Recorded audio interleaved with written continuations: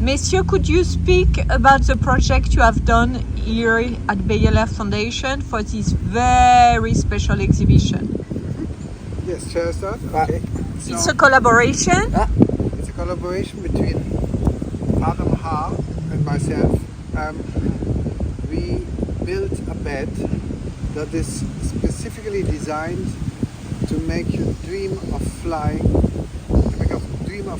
with flying fly agarics. Actually, we have like a bigger plan, which is that we want to make a hotel which is a bit like a circus, where you have like 7 different rooms that move from city to city. So this is the first iteration of this hotel, is the first room we make. And so you will see later, but the bed is moving. It's a round bed that is slowly moving, and when you lay in bed, what you see above you is a replica in natural size of a fly agaric, very natural, that actually swivels and flies above your head, and which, when you're in bed, is lit in a very special way, which makes that you don't see it all the time. You only see it like flashing up, so to say. But when you are awake? While you're still awake, exactly. So the mushroom is kind of popping up above your head, and it's even changing its shape because it's morphing due to the fact that it's moving so quickly and lit in a special way. It's not a given shape. The shape is changing and producing some kind of very strong visual hallucinations. You lay in the bed is moving very slowly. Then there's a voice talking you into sleep and telling you to dream about flying with flying fly agarics. Then you fall asleep, and then the bed, or like a special device in the bed, is detecting when you are in which stage of the sleep, and is then accordingly starting to move. So it makes you, it helps you to get into the dream of flying. Wow. The bed starts to move, and even wakes you up in the middle of the night with voices and says like, dream of flying with flying fly agarics. Because in fact flying is one of the most common dreams. Flying is a really common dream in childhood, but then a lot of people lose their flying dreams in adulthood, and they can be a really treasured memory. I used to float, I used to fall, I used to zoom, I used to fly, but then I don't have them anymore. And often it's just because we wake up to an alarm, we don't remember our dreams. We take antidepressants, we smoke weed, we drink alcohol. All of these make our REM sleep a lot weaker. And so we hope we get people in this special environment where they pay attention to their dreams. We enter somatosensory movement stimulation, sound stimulation, light stimulation, and we give them back the dreams of flight. So you give a guarantee that if one sleep in your bed, is going to fly? That's bad science, guarantees. But I give a guarantee it will be an unforgettable night. Wow.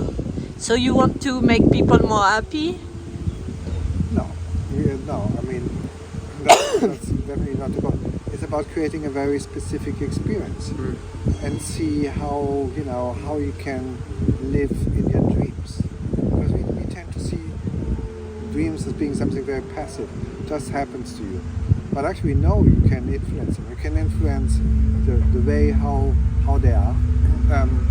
You can influence also your capacity to remember them. So, we think this is the real life that we're in right now because we are awake. But there's no reason to believe like this. The dreams are just another part of our life that we don't have the same access to. So we're giving access in a way that, has not really been done before. Which then, of course, raises some other questions, like dreams as being the last domain of the private. That's really your own personal thing. Nobody can touch your dreams. And now you're coming there with this big installation and tap into your dreams. But it's not about hacking your dreams. It's about giving them a specific quality. But you are a former scientist and you make experience all the time. So it's not very philanthropic. Huh? There's no moral in this creation. No, there's no moral. It's about, like you say, it's an experiment. And I think that's what exhibitions and museums should also be used for experiments, radical experiments.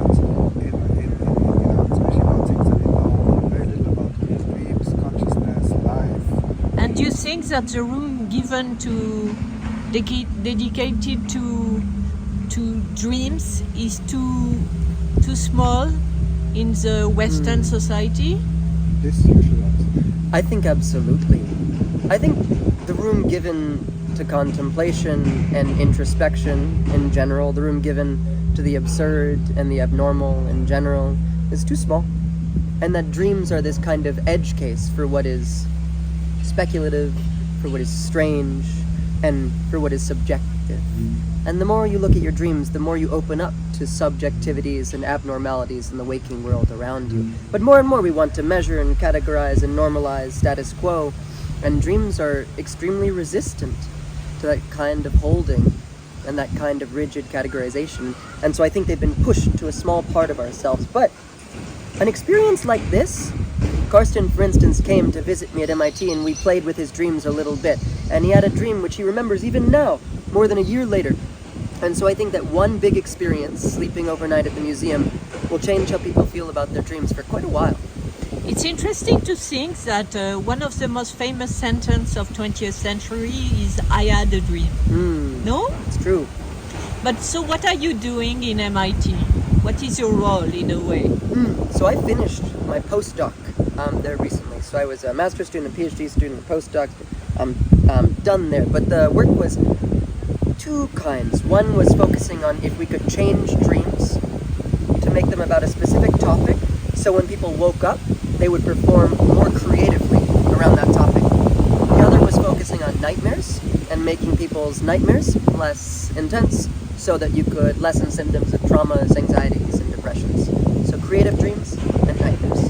And now you are working on both of the subjects? Yeah, that's done. Okay, so I'm waiting for new dreams.